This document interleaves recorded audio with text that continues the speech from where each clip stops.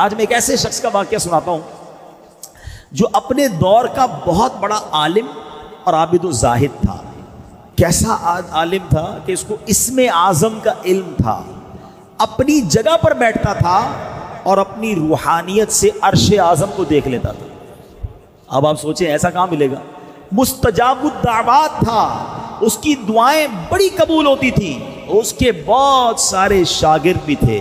اب کیا ہوا؟ حضرت موسیٰ علیہ السلام کا دور آیا، قوم جبارین سے جہاد کرنے کے لیے بنی اسرائیل کے لشکر روانہ ہوئے۔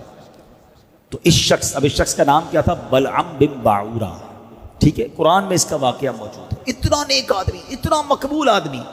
اب بلعم بن باعورہ کے پاس اس کی قوم گھبرائی ہوئی آئی اور کہا کہ حضرت موسیٰ علیہ السلام ایک بہت بڑا طاقتور لشکر لے کر ہم پر حملہ آور ہو رہے ہیں اور وہ چاہتے ہیں کہ ہماری زمینوں سے نکال کر یہ زمینیں جو ہے وہ بنی اسرائیل کو دے دیں۔ آپ مستجاب الدعوات ہیں، آپ حضرت موسیٰ علیہ السلام کے لیے ایسی بد دعا کر دیں کہ وہ شکست کھا کر واپس چلے جائیں۔ اب یہ کانپ گیا، اس کو معلوم تو تھا کہ وہ اللہ کے نبی ہیں۔ تو وہ کہتا ہے تمہارا برا ہو خدا کی پناہ، تم جانتے ہو کس کے بارے میں بات کر رہے ہو؟ حضرت موسیٰ علیہ السلام تو اللہ کے رسول ہیں، میں ان کے خلاف کیسے بد دعا کر سکتا ہوں؟ اور ان کے لشکر میں تو مومن بھی ہے اور فرشتوں کی جماعت بھی ان کے ساتھ ہے۔ اب یہ قوم رونے لگی، گر گڑانے لگی، اصرار کرنے لگی۔ تو اس نے کہا میں چلو استخارہ کر لیتا ہوں، اگر اجازت مل گئی تو پھر دیکھتے ہیں۔ استخارہ کیا تو استخارے میں بھی بد دعا کی اجازت نہ آئی، تو اس نے صاف صاف اپنی قوم کو منع کر دیا اور کہا دیکھو اگر اب میں نے بد دعا کی نا تو میری دنیا بھی برباد ہو جائے گی، میری آخرت بھی برباد ہو جائے گی۔ اس کے بعد اس کی قوم نے کیا کیا؟ پلان بی، بڑے تحائف، مہنگے تحائف پیسے لے کر، بڑے گراں قدر بڑے چیزیں لے کر اس کے پاس گئے اور کہا کہ یہ سارے تحفے آپ رکھ لیں، بس آپ دعا کر دیں۔ اب حب مال کی محبت یہ آنکھوں پر ایسا پردہ ڈال دیتی ہے کہ جب پیسہ سامنے نظر آتا ہے بندے کو دنیا کی چیزیں نظر آتی ہیں۔ اب آپ سوچیں کہ یہ شخص، اسے معلوم ہے کہ وہ اللہ کے نبی ہیں، مگر جب اتنے پیسے، اتنا مال، اتنے جواہرات سامنے آئے تو اس کی آنکھوں پر پردہ پڑ گیا، لالچ کا بھوت سوار ہو گیا اور وہ مال کے جال میں پھنس گیا۔ اپنی گدھی پر سوار ہو کر پہاڑ کی طرف جانے لگا۔ راستے میں بار بار وہ گدھی رک جاتی، مڑ جاتی، آگے نہ چلتی۔ یہ اسے مارتا رہا، آگے بڑھاتا رہا، وہ آگے بڑھتی نہیں تھی۔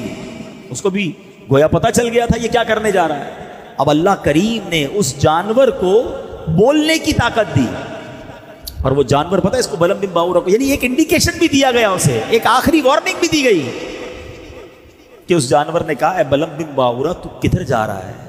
میرے آگے فرشتے کھڑے ہیں، میرا راستہ روک رہے ہیں، میرا منہ دھکیل رہے ہیں پیچھے کی طرف۔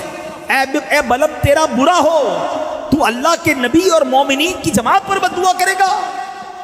اللہ اکبر۔ اس کے باوجود بلعم بن باعورہ واپس نہیں ہوا۔ کیسا پردہ ہوگا! ہائے ہائے ہائے! اب جناب وہ پہاڑ پر چڑھ گیا، حسبان نامی پہاڑ اس پہاڑ کا نام تھا، اور بلندی سے حضرت موسیٰ کے لشکروں کو دیکھا، کیونکہ اب لشکر قریب آ گئے تھے کہ بڑے سے لشکر آ رہے ہیں، اور اس نے بد دعا کرنا شروع کر دی۔ مگر رزلٹ کیا ہوا؟ اللہ کی شان دیکھو، وہ بد دعا ان کے لیے کرتا تھا مگر اس کی زبان سے وہ الفاظ نہیں نکلتے تھے، اپنی قوم کے لیے بد دعا نکلتی تھی۔ اب کیا ہوا؟ یہ دیکھ کر اس کی قوم نے ٹوکا کہ تم کیا کر رہے ہو؟ تم تو ہمیں ہی بد دعا دے رہے ہو، ہم نے پیسے دیے، ہم نے مال دیا کہ حضرت موسیٰ کے خلاف بد دعا کرو، تم ہمیں ہی بد دعا دے رہے ہو۔ وہ کہتا میری قوم، میں کیا کروں مجھے سمجھ نہیں آ رہا، میں بولتا کچھ ہوں اور زبان سے نکل کچھ اور رہا ہے۔ اب یہ بات کر ہی رہا تھا کہ اس پر اللہ کا غضب نازل ہو گیا، اس کی زبان لٹک گئی، سینے پر آ گئی۔ اس وقت بلعم بن باعورہ نے رو رو کر اپنی قوم سے کہا کہ افسوس، میری دنیا اور آخرت دونوں برباد ہو گئی، میرا ایمان جاتا رہا اور میں قہر قہار اور غضب جبار میں گرفتار ہو گیا۔ اب میری کوئی دعا قبول نہیں ہو سکتی، میں برباد ہو گیا۔ اب اس مکار نے، اس برباد شخص نے کہا کہ میں تو ہو گیا برباد، اب میں تمہیں ایک طریقہ بتا دیتا ہوں، دعا تو میری کامیاب نہیں ہوئی، لیکن تم اگر حضرت موسیٰ علیہ السلام کے لشکروں کو شکست دینا چاہتے ہو تو تم لوگ ہزاروں خوبصورت لڑکیوں کو بہترین کپڑے اور زیورات پہناؤ اور بنی اسرائیل کے لشکر میں بھیج دو۔ اس لشکر میں کسی ایک شخص نے بھی غلط کام کر لیا تو پھر اس لشکر پر عذاب نازل ہو جائے گا، اس لشکر کو شکست ہو جائے گی۔ اور ایسا ہی ہوا کہ اس لشکر میں ایک شخص نے برا کام کیا اور وہ لشکر جو ہے اس کے اندر طاعون کا مرض پھیلا، پلیگ جس کو کہتے ہیں، اور گھنٹے بھر میں 70,000 افراد مر گئے اور سارا لشکر تتر بتر ہو کر نامراد واپس آ گیا۔ حضرت موسیٰ علیہ السلام کے قلب پر بڑا افسوس ہوا۔ اب دو بڑی اہم باتیں سمجھنی ہیں۔ مال کی لالچ انسان کو کہاں لے جا سکتی ہے؟ مال کی محبت دل میں ایسی مت داخل ہونے دینا کہ جب آنکھوں پر پردہ آ جائے تو بندہ بہت سارے حرام کام کر جاتا ہے۔